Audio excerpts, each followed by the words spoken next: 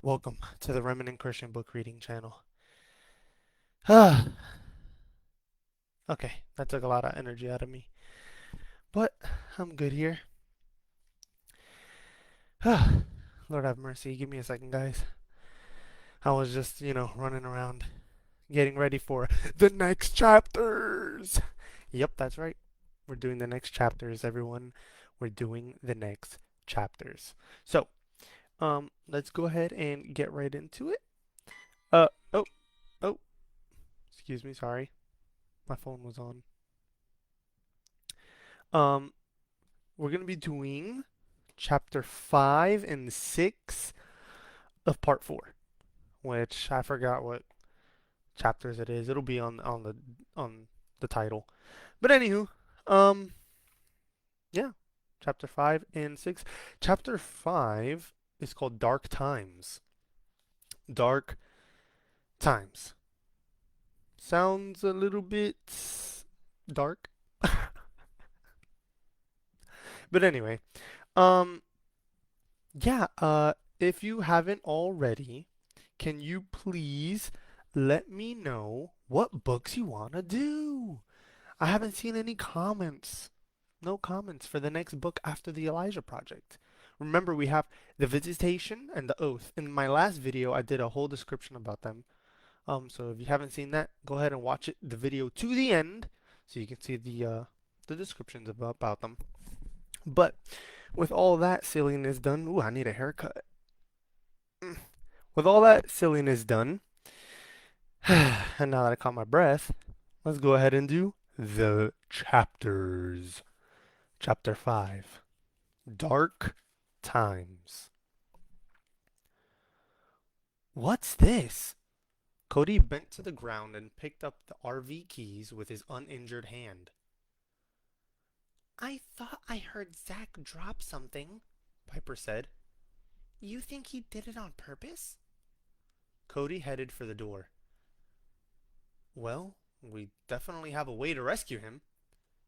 Right, Piper agreed as Cody shoved the key into the lock and clicked it open. Now all we need to do is find them. Cody pushed open the door and they stepped into the RV. It was a smart call getting an ambulance to pick up your folks, he said. So, was the idea of us splitting up and circling back? Piper nodded. Must be some kind of record. Record? For Zach to be right 2 times in the same day.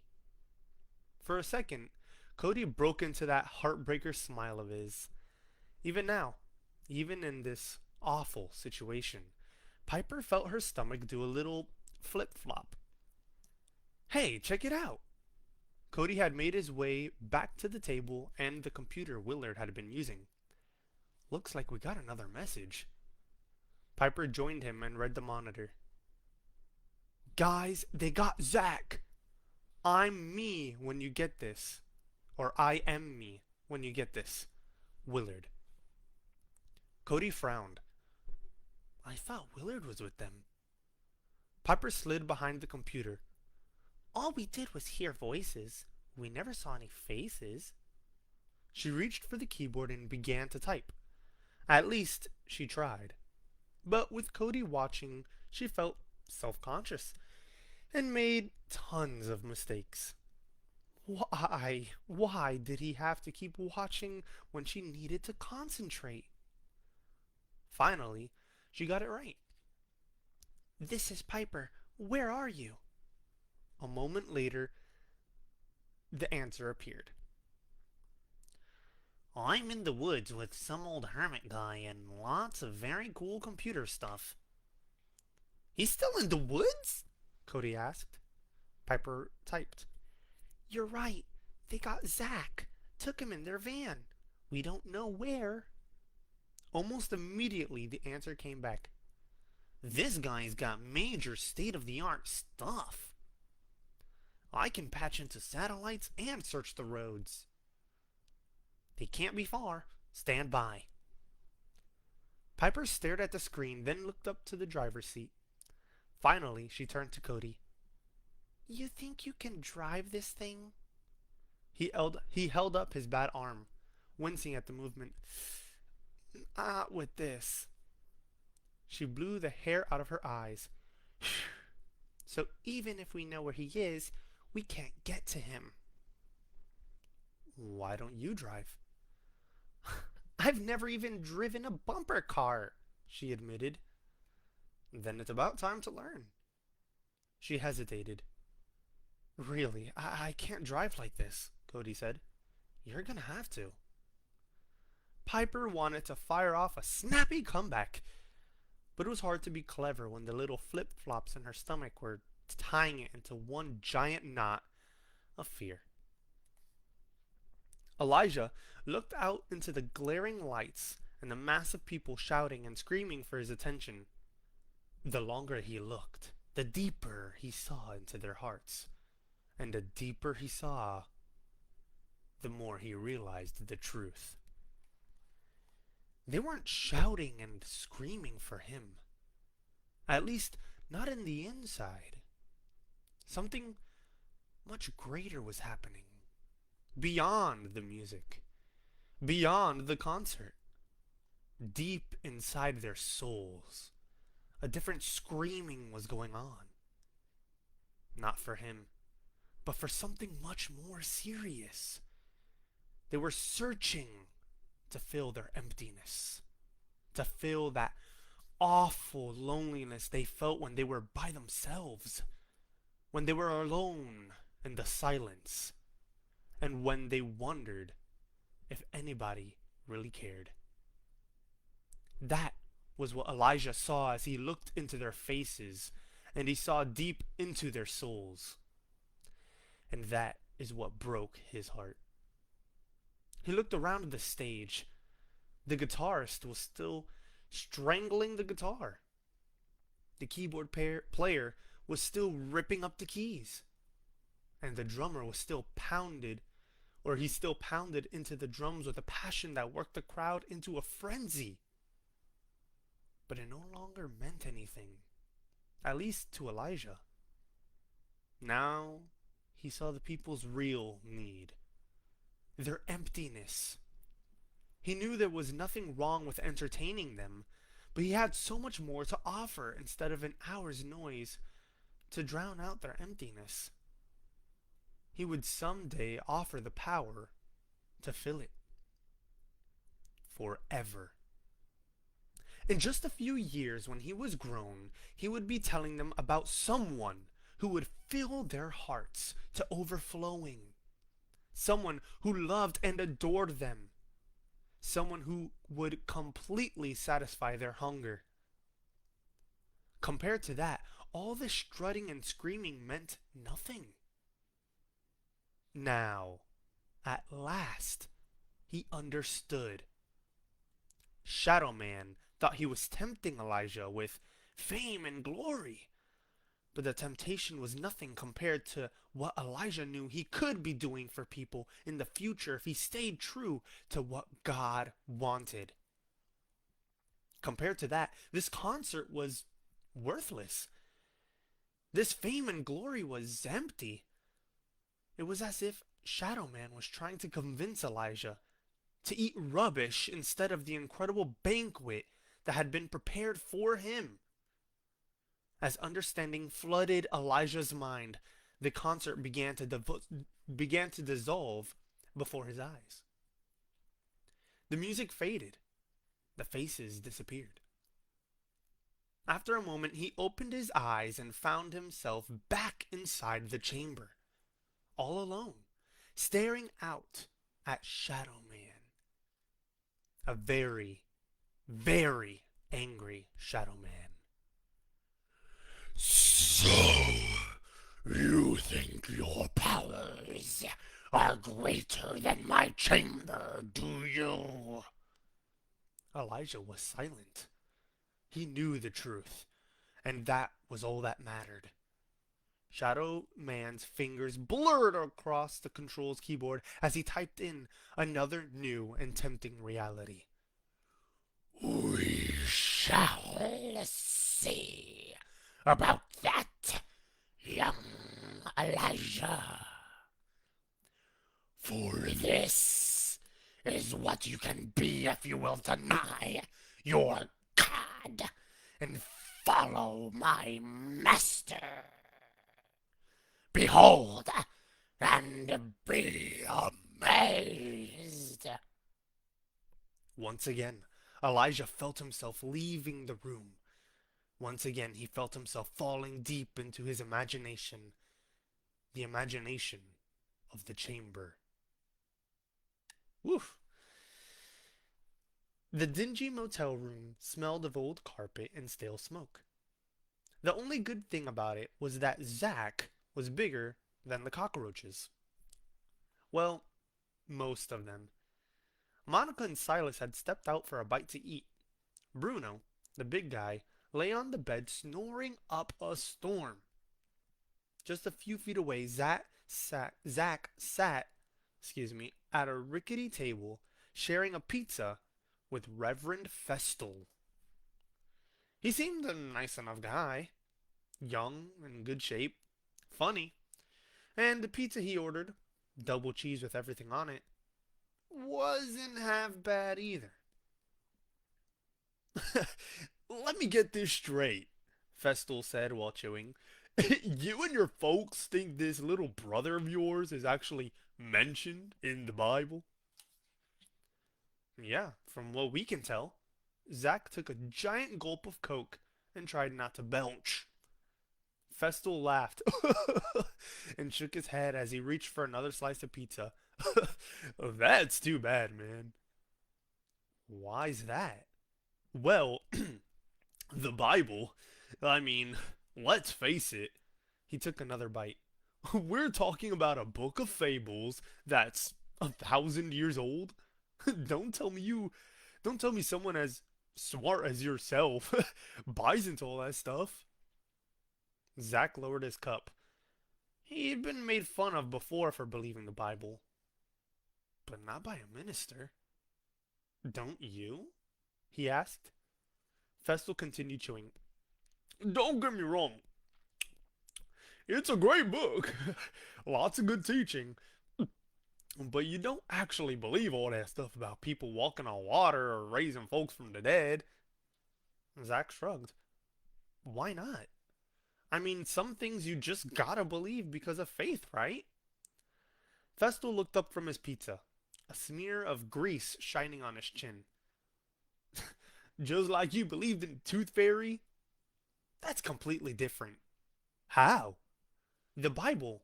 Well, it's inspired by the Word of God. Says who? The Bible.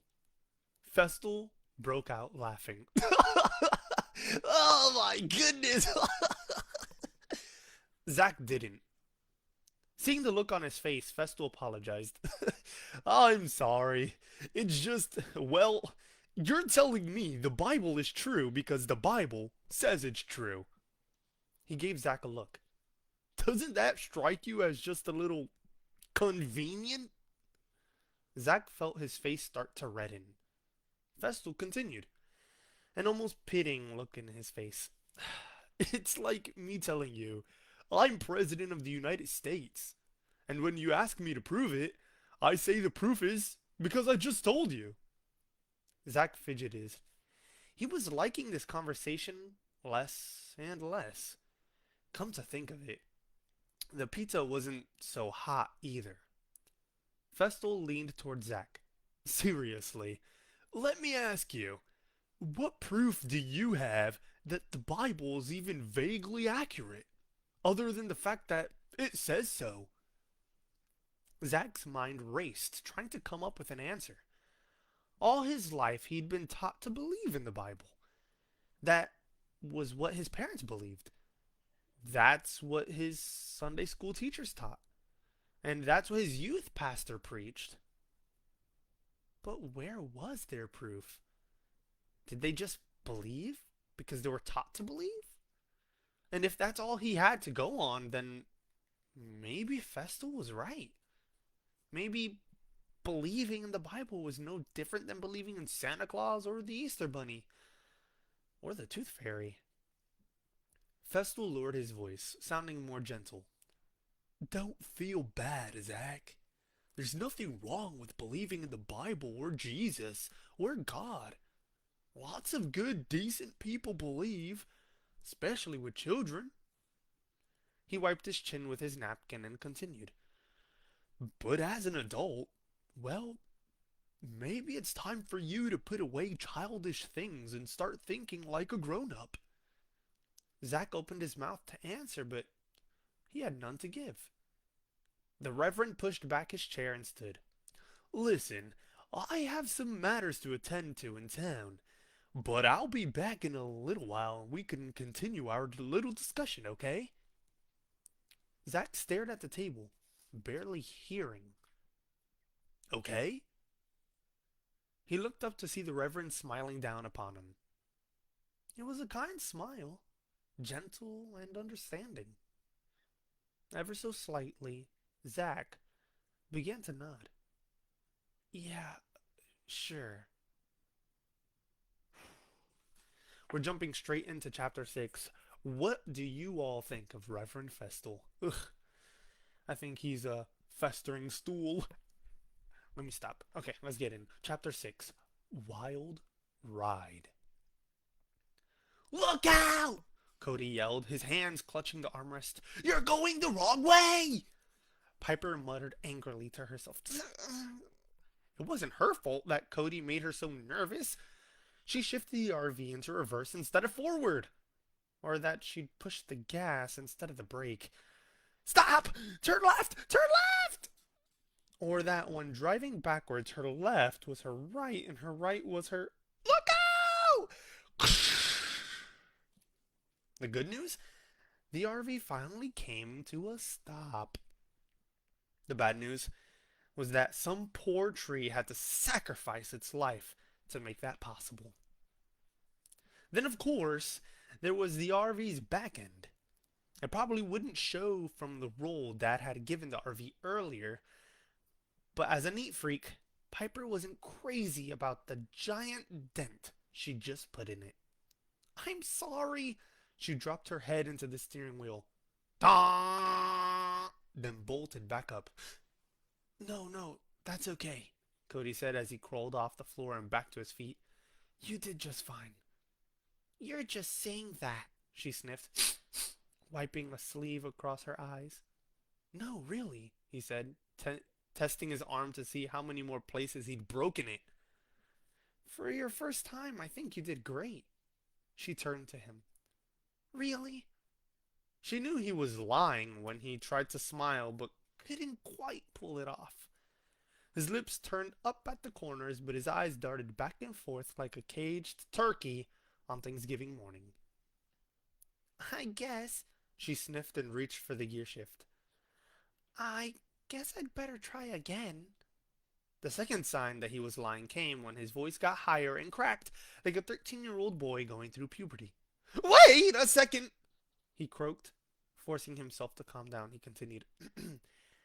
You know, until we catch our breath. Piper gave him a look. He gave her a weak smile. Zack sat at the table staring at the unfinished pizza. The words of the Reverend had spoken earlier still haunted him, and he didn't feel much like eating, which was a first as far as he could remember. There was a knock at the door and a voice called out, Housekeeping! Bruno got up from watching a rerun of The Brady Bunch and opened the door. An aging, disheveled man stood in the hall beside a rolled-away bed. Maybe I should redo that housekeeping sound, yeah. Housekeeping! An aged, disheveled man stood in the hall beside a roll-away bed. You order an extra cot? He asked.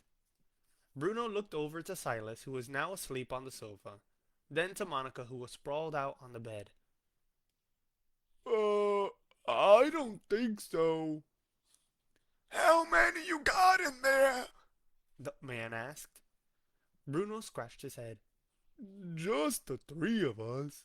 Oh, and the boy at the table that we ain't supposed to tell nobody about. The janitor nodded.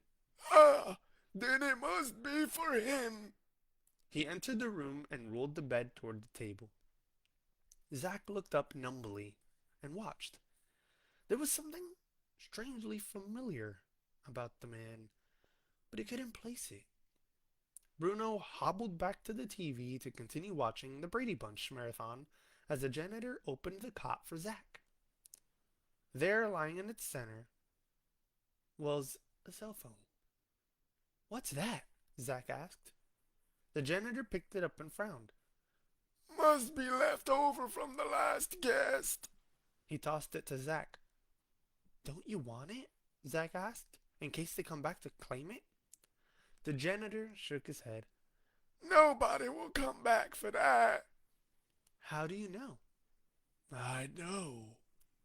He held Zack's eyes a moment, and suddenly Zack remembered. The man's eyes were the same as the sheriff's, who'd sent them down on the detour. The janitor glanced over to Monica, Silas, and Bruno, then back at Zack. He lowered his voice. You won't be able to make any calls, but you may receive some interesting emails. Zack's mouth dropped open. He had 1,000 things to ask. Unfortunately, all that came out was, but... The old man headed for the door. But... He turned the knob and opened it. But... He looked back and interrupted Zack's motorboat intimidation. Everything will be okay, son. You just keep trusting God and everything will be all right. He gave a wink, stepped outside, and gently closed the door. The computer equipment was incredible. Everything was top of the line. There were even a few extras that Willard hadn't known existed. He had no trouble tracking Monica and her thugs to a Motel 3. They were too cheap for a Motel 6. Once he found the address, he sent it to Piper and Cody. Apparently, the two had been having a little trouble driving the RV. Piper refused to give details, but it sounded like everything was going better now. Willard hoped so. He knew Piper could be the shy type and not talk a lot. He also knew she was crazy over his friend Cody.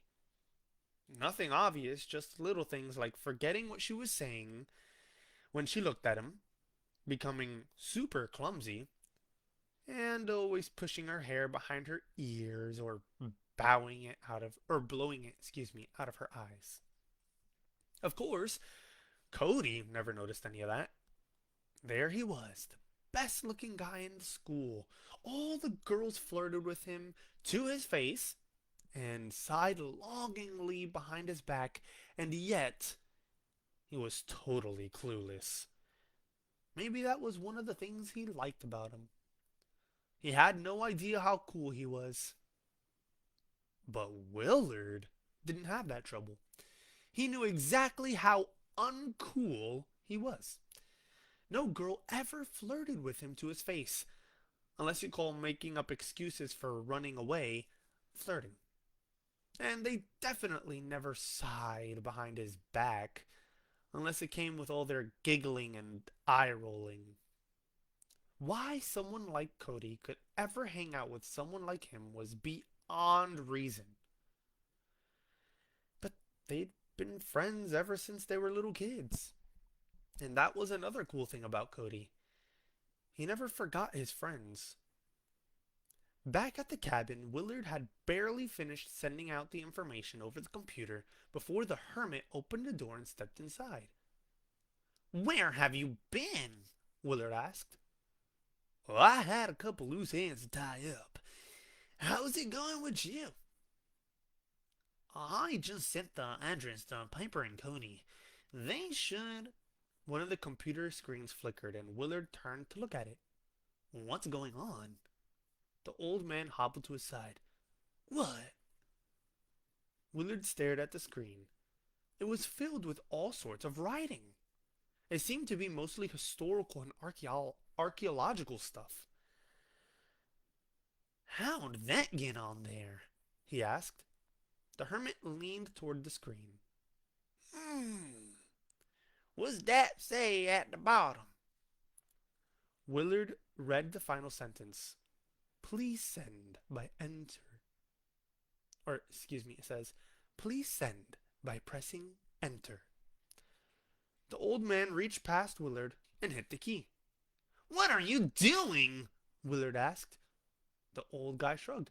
It said to press enter, so I figured we should press enter. But you don't even know who it's from or where it's going. Again, the hermit shrugged. If there's one thing I learned about these newfangled computers, is that when they want something, it's usually best not to argue with them. Willard looked at the screen, then let out a weary sigh. The old-timer obviously didn't know what he was doing. Then again, most of the time, neither did Willard. Woof. It was getting late. Maybe the Reverend wouldn't be coming back after all. At least, that's what Zack hoped. Their last discussion really got him to thinking and to doubting. Maybe the guy was right. Maybe you really couldn't trust the Bible was accurate. Just because he learned it in Sunday school didn't necessarily make it true. Or did it? A few minutes later, he felt the cell phone vibrate in his pocket. Bzz, bzz. He reached for it, glancing around the motel room to make sure everyone was watching the Brady Brides reunion. Bruno sure liked his Brady Bunch. When he was sure the coast was clear, he pulled out the phone, and read the subject on the screen. Some arguments proving the accuracy of the Bible. He scrolled down and read, fact. Jesus Christ believed the scriptures and often quoted from them. Fact. Archaeologists have used the Bible to discover over 200 ancient locations. Every few years, another discovery is made that proves the absolute historical accuracy of Scripture. Zack caught his breath. It was like the screen was answering the very questions Reverend Festal had raised. He scrolled down to read more. Fact.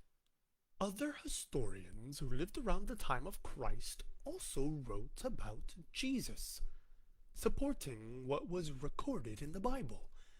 In fact, there are so many historical writings about Christ outside of the Bible that it is possible to construct his entire life without ever going into the Bible. Zack's heart pounded. There was more. Fact. Here is an example from the famous Jewish historian named Josephus, who lived back in the 1st century. None of his writings are in the Bible. Now, there was about this time Jesus, a wise man, and if it be lawful to call him a man, for he was a doer of wonderful works, a teacher of such men as receive the truth with pleasure. He drew over to himself both many of the Jews and many of the Gentiles.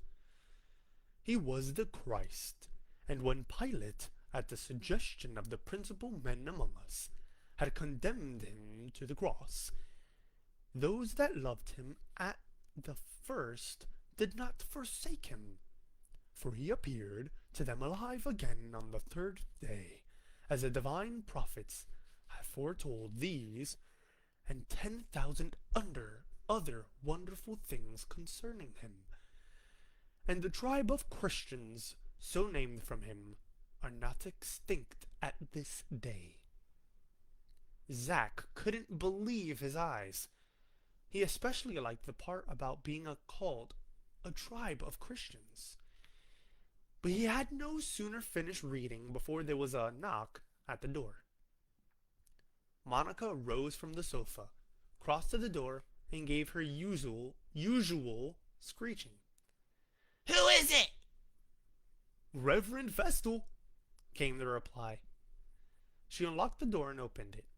Then, in her ever so pleasant manner, she turned without a word and headed back to watch TV. The Reverend entered and nodded to Zach. So, have you given any more thought to what we were discussing earlier? Yeah.